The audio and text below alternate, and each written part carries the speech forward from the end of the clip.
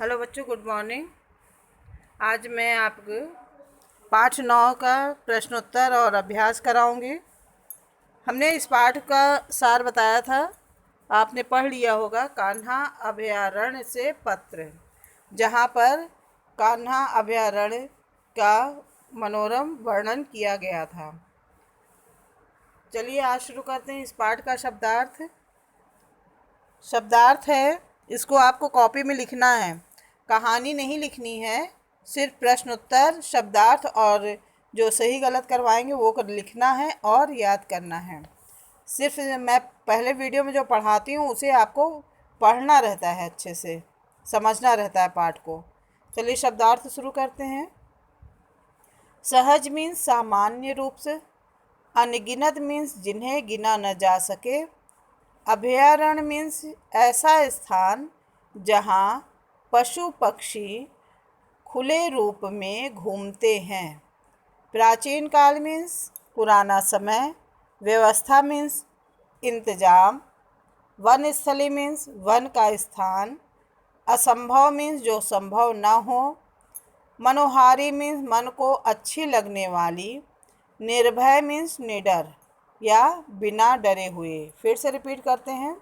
सहज मीन्स सामान्य रूप, अनगिनत मीन्स जिसे गिना न जा सके, अभयारण्य मीन्स ऐसा स्थान जहाँ पशु पक्षी खुले रूप में घूमते हैं, प्राचीन काल मीन्स पुराना समय, व्यवस्था मीन्स इंतजाम, वन स्थल मीन्स वन का स्थान, असंभव मीन्स जो संभव ना हो, मनोहारी मीन्स मन को अच्छी लगने वाली, निर्भय मीन्स निडर। चलिए प्रश्नोत्तर बताते हैं।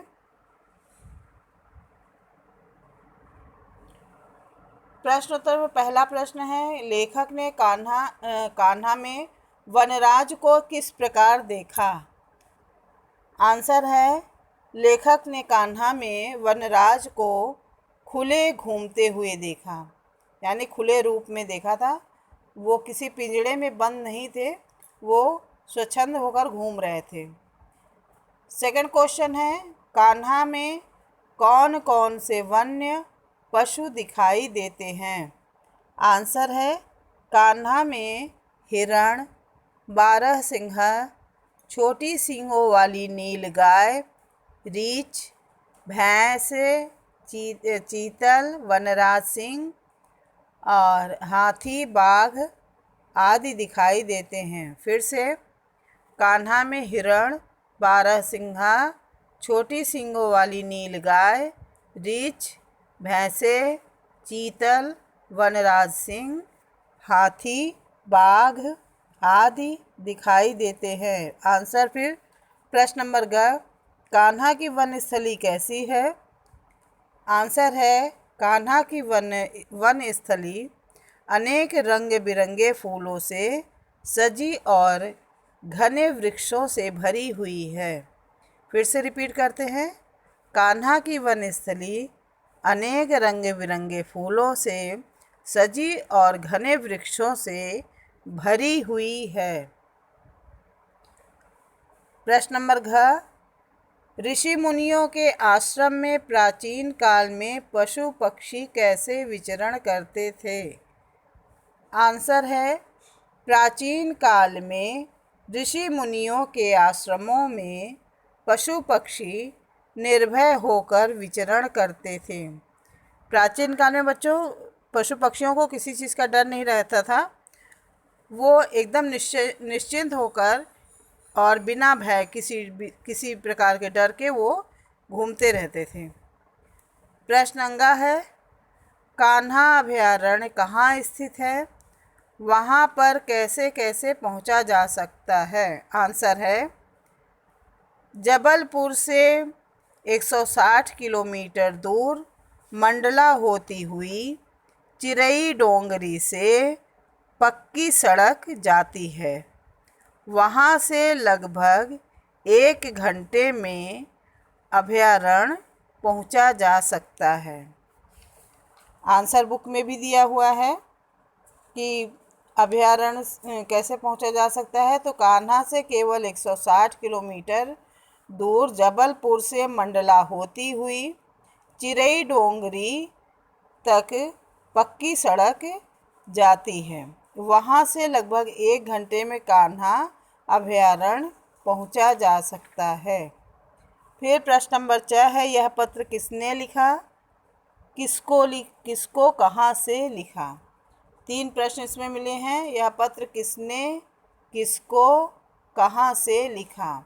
आंसर है, यह पत्र हेमंत ने अपनी छोटी बहन सरिता को कहाँ से लिखा? अभयारण्य से लिखा। ठीक है, ये आपका प्रश्न उत्तर था।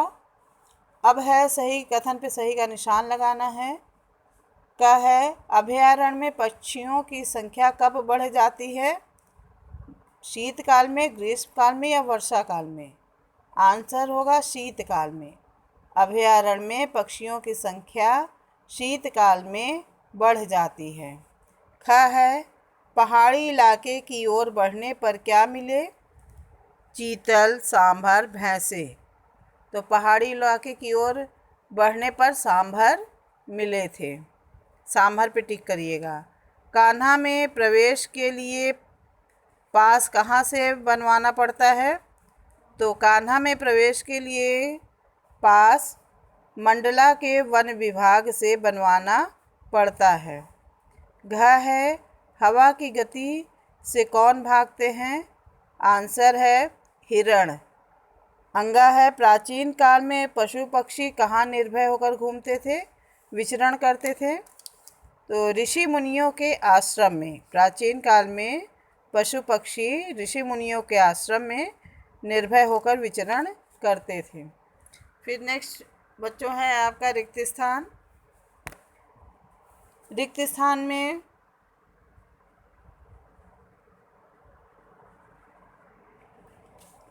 का है, जबलपुर से कान्हा केवल फिर रिक्त स्थान दिया है किलोमीटर दूर है, तो यहाँ पर आप 160 भरेंगे, 160।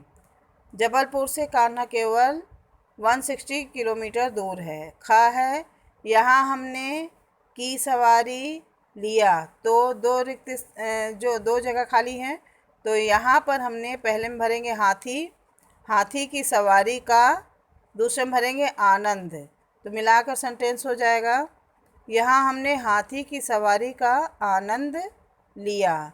ग है, ऋषि मुनियों के आश्रमों में पशु पक्षी डैश दिया है होकर विचरण करते थे, निर्भय होकर, तो पूरा फिल करने पर हो जाएगा निर्भय होकर विचरण करते थे। घ है, कान्हा की वनस्थली वर्ग किलोमीटर क्षेत्र में फैली हुई है, तो यहाँ 950 हो जाएगा, मिलाकर आंसर हो जाएगा कान्हा की वनस्थली 950 वर्ग किलोमीटर में फैली हुई है।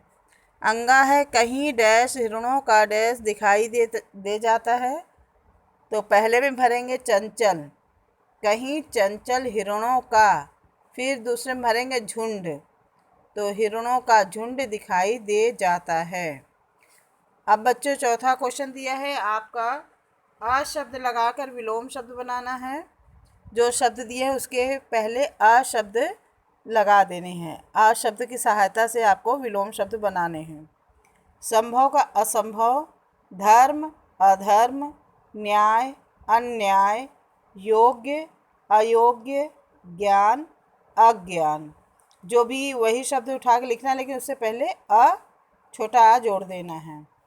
फिर बहुवचन लिखना है, ये हमने PDF आपको भेजा है, आपने करना है इसे कॉपी में। छठा प्रश्न है, वाक्य बनाइए, तो ये सेंटेंस आपको बनाना है, तो ये आप खुद करिएगा। सुहावना, असंभव, प्रसन्न, आनंद, ये आपका होमवर्क है, और ये सभी चीज़ें आप याद करते जाइएगा। वाक्य प्रयोग आप कर लीजिएगा, ये आपका होमवर्क है। समझ में ना आए तो पूछ लीजिएगा। धन्यवाद।